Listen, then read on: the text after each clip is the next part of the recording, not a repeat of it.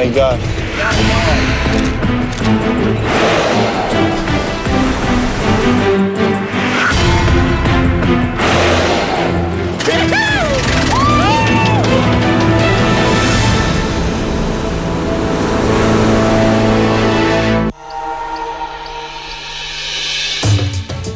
Parami pa rin mga nadidiscovering bagong species sa Pilipinas.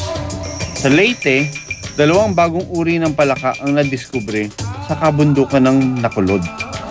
Yung description nila, hindi pa yun nakikita dun sa mga existing list o descriptions ng mga frogs natin dito sa Pilipinas. Isa sa bagong tuklas na palaka ay may batik-batik na kulay brown. May pulang mata at malawak na guhit na kulay yellow-green sa kanyang likod. At ang isa naman ay kulay yellow-green din na may sukat na mas maliit sa hinlalaki ng tao. Dagdag ito sa mahigit 100 species ng palaka na makikita sa Pilipinas. Sa mga observations nila, dun lang sa forest nakikita. So forest dependent. Ang tingin nila forest dependent tong mga frogs natin na to.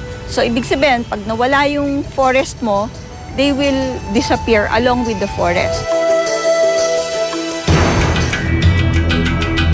Pero sa Puerto Galera, hindi naman kasing good news ang nangyari sa mga itlog ng pawikan nito.